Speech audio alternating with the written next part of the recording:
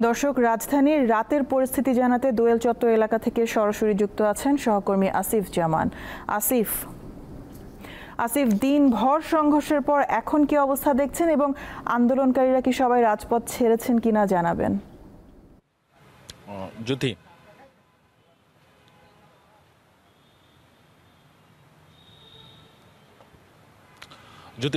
মূলত এই আন্দোলনটি যে শুরু হওয়ার কথা ছিল কিন্তু 3:30টার দিক থেকে কোটা আন্দোলনকারীরা তার আগের দিন ঘোষণা দিয়েছিলেন যে তারা আজকে একটি বিক্ষোভ মিছিল করবেন।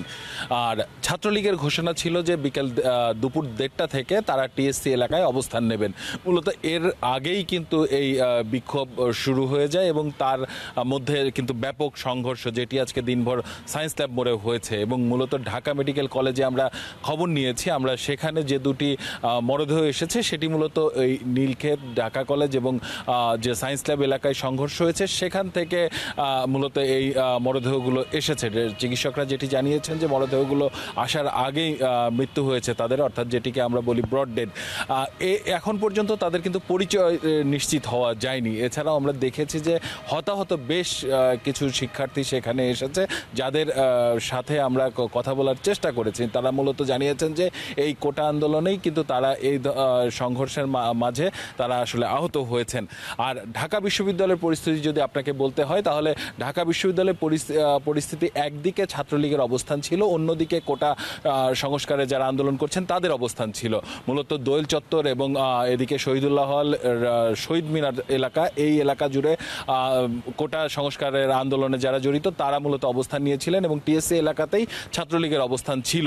তবে সন্ধ্যার পরে কোটা সংস্কার আন্দোলনকারীরা কিন্তু ভিসি চত্বরের দিকে যেতে থাকে এবং ভিসির বাসভবনের সামনে যায়। সেখানে মূলত পুলিশ বেশ তৎপরতা দেখায় এবং সে সময় পুলিশের বেশ কঠোর অবস্থান আমরা দেখতে পারি।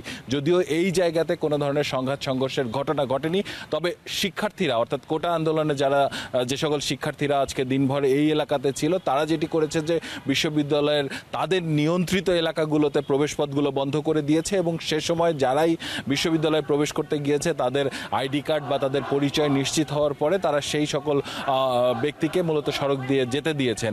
এর মাঝে কয়েকজনকে তারা সন্দেহ করেছেন যে তারা হয়তোবা ছাত্রলীগ বা যুবলীগের সদস্য হতে পারেন, তাদেরকে কিন্তু ব্যাপক প্রহারের মতো ঘটনাও আমরা দেখেছি। মূলত এই ধরনের বিক্ষিপ্ত সংঘর্ষ ঘটেছে ঢাকা বিশ্ববিদ্যালয়ের অন্য প্রান্তে। তবে গতকালকে যেটি মূলত হঠাৎ করেই সংঘর্ষ ছড়িয়ে পড়ে পুরো বিশ্ববিদ্যালয় জুড়ে, সেই সংঘর্ষের রেশ, অর্থাৎ সেই ব্যাপক সংঘর্ষ আজকে না থাকলেও তার রেশ কিন্তু রয়েছে। এবং যেটি আপনাকে বলতেই হয় যে এই এলাকা দিয়ে চলাফেরা করা মানুষজনগুলোকে কিন্তু বেশ আতঙ্কিত দেখাচ্ছিল আজকে দিনভরই। এবং পারতপক্ষে যারা আসলে না গেলেই নয় এই এলাকা দিয়ে, তারাই শুধুমাত্র এই এলাকা দিয়ে যাওয়ার চেষ্টা করেছেন, অন্যথায় সাধারণ মানুষ কিন্তু আজকে প্রবেশ করেননি। আর এমনিতেও আজকে কোটা আন্দোলনকারীরা দোয়েল চত্বরের যে মোড়টি ছিল সেখানে নিয়ন্ত্রণ নিয়েছিলেন, যেটি শহীদ মিনার অংশ ছিল সেটি নিয়ন্ত্রণে রেখেছিলেন এবং যে কারণে কিন্তু আজকে এই এলাকা দিয়ে কোনো ধরনের যানবাহন তারা প্রবেশ করতে দেননি। ভিন্ন দিকে যদি দেখা যায় যে বিপরীত অবস্থানে যে ছাত্রলীগের অবস্থান ছিল টিএসসি এলাকায়, তাদের সেখানে মূলত শাহবাগ দিয়ে প্রবেশ করা গিয়েছে। শেষ পর্যন্ত যেটি কোটা আন্দোলনকারীরা কিন্তু আগামীকাল আশুরার দিন থাকায় তারা এখন পর্যন্ত কোনো কর্মসূচি দেননি। তারা যেটি জানিয়েছেন যে আশুরা থাকায় তারা কর্মসূচি দেবেন কিনা সেটি তারা বিবেচনা করছেন। যদিও তাৎক্ষণিকভাবে কর্মসূচি দেওয়া হয় তবে সেটি গণমাধ্যমকে জানিয়ে দেওয়া হবে। আর বিপরীত দিকে পুলিশ যে শক্ত অবস্থান নিয়েছিল ভিসির বাসভবনের সামনে, তাদের সঙ্গে আমরা কথা বলেছি। তারা যেটি জানিয়েছেন যে বিশ্ববিদ্যালয় প্রশাসন যখন যেভাবে পুলিশের সাহায্য চাইবে তখন পুলিশ তাদেরকে সাহায্য করতে প্রস্তুত রয়েছে।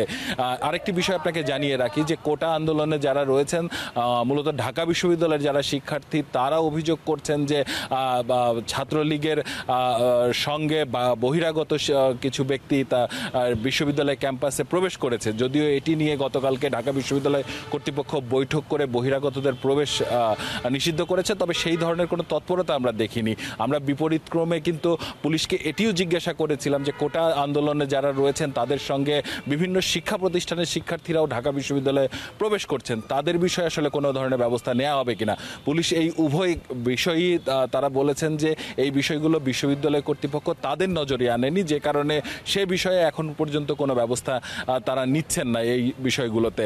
আর আপনাকে একটি বিষয় বলে রাখি যে বিশ্ববিদ্যালয়ের অভ্যন্তরে এই ধরনের সংঘাত সংঘর্ষের ঘটনা ঘটলেও আইনশৃঙ্খলা বাহিনীর অবস্থান কিন্তু বিশ্ববিদ্যালয়ের চারপাশের যে সড়কগুলো রয়েছে সে জায়গাগুলোতে ছিল।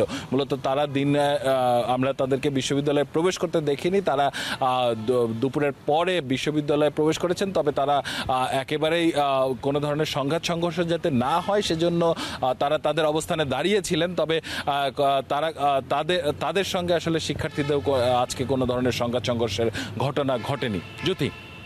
আসিফ, আপনাকে অনেক ধন্যবাদ।